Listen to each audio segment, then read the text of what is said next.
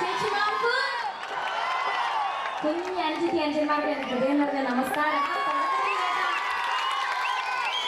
തുടക്കത്തിൽ കേട്ട ഒരു ആവേശമൊന്നും ഇല്ലല്ലോ.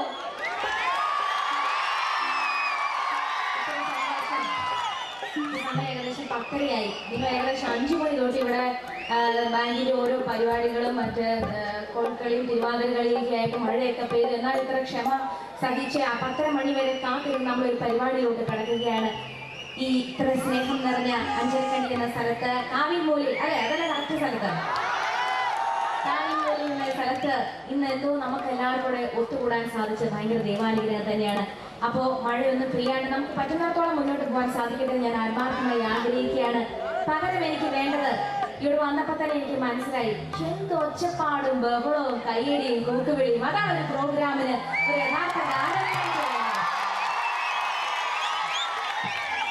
അല്ലാണ്ട് വെറുതെ കസേരയിൽ മസിൽ പിടിച്ച് കയ്യും കെട്ടിയിരുന്ന് അരണാപാട് പോലെ ആൾക്കാരെ നമുക്ക് വേണ്ട. അങ്ങനെ ഒരു പരിപാടി നടത്തി ഇവിടെ വെറുതെ അങ്ങ് പോവുകയാണെങ്കിൽ നമുക്ക് പ്രത്യേകിച്ച് പണിയൊന്നും എടുക്കണ്ട. പക്ഷെ എന്നാലും നല്ല ഒരു ഒച്ചപ്പാടും ബഹളവും നമ്മൾ ശരിക്കും ഒരു ഗാനമേള ആസ്വദിക്കുമ്പോൾ നമുക്ക് നല്ല ഒച്ചപ്പാടൊക്കെ വേണം.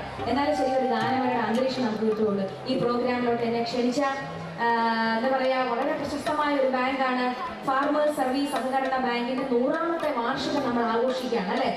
ഒത്തിരി പ്രത്യേകതയുള്ള ഒരു ബാങ്കാണ്. അതിലെ ജീവനക്കാരായിരിക്കും കൂടുതൽ ഇവിടെ ഇരിക്കുന്ന, ബാക്കിയുള്ളവരൊക്കെ ഇവിടുത്തെ നാട്ടുകാരായിരിക്കും. പലരും ഞാൻ പറയുന്ന ഒന്നും കേൾക്കുന്നില്ല. എല്ലാവരും വിചാരിക്കുകയാണ് ഈ റീമിറ്റോമിയെ ടി-വിയിൽ കണ്ടപ്പോൾ എന്ത് വണ്ണമായിരുന്നു, നേരിൽ കണ്ടപ്പോൾ എന്ത് മെലിഞ്ഞിട്ടാണോ. എണീറ്റ് നിന്ന് ആവശ്യത്തോടെ കൈയടിക്കുന്നത് അതിന്റെ വലിയ രഹസ്യം എന്താണ്? എന്തുകൊണ്ട് എണീറ്റു? അതാണ് എന്റെ ചോദ്യം. ഞാൻ പറഞ്ഞത് സത്യമാണോ? പലരും ചോദിക്കുന്ന ചോദ്യം തന്നെയാണ്. എന്തായാലും ഒത്തിരി സന്തോഷം നിങ്ങൾ എല്ലാവരും കാണാൻ കഴിഞ്ഞു. നമുക്കൊരു കാര്യം ചെയ്യാം. തുടക്കത്തിൽ തന്നെ ഭയങ്കര അടിപൊളി പാട്ട് വേണ്ട.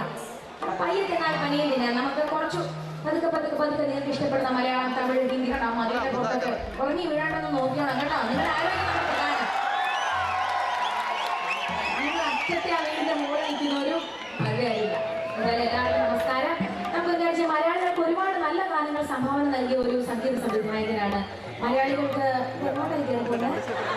മലയാളികൾക്ക് ഒരിക്കലും മറക്കാനാവാത്ത ഒരു സംഗീത സംവിധായകനാണ്. നല്ല ഗാനങ്ങൾ നമുക്ക് തന്ന അദ്ദേഹം മരിച്ചാലും അദ്ദേഹം ചിട്ടപ്പെടുത്തിയ ഗാനങ്ങൾ മരിക്കുന്നില്ല. അത്തരത്തിലുള്ള ഒരു ഗാനം രവീന്ദ്ര മാഷിന്റെ ഓർമ്മയ്ക്കായിട്ട് അദ്ദേഹത്തിന്റെ ഒരു ഗാനത്തോടുകൂടി ഞാൻ ആരംഭിക്കുകയാണ്.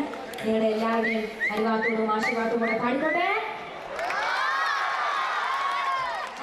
ചോദിക്കുന്നതിനൊക്കെ അങ്ങോട്ടും ഇങ്ങോട്ടും നമ്മളൊരു കുടുംബമായിട്ട് അല്ലെങ്കിൽ ഞാൻ എൻ്റെ സ്വന്തപ്പെട്ട ആൾക്കാരോട് പറയുന്ന ഒരു സ്നേഹത്തോടെയാണ് ഞാൻ നിങ്ങളുടെ സംസാരിക്കുന്നത്. തിരിച്ചിങ്ങോട്ടും അതേപോലെ ഒരു പ്രതികരണം തരുന്നതിൽ ഒത്തിരി സന്തോഷമുണ്ട്.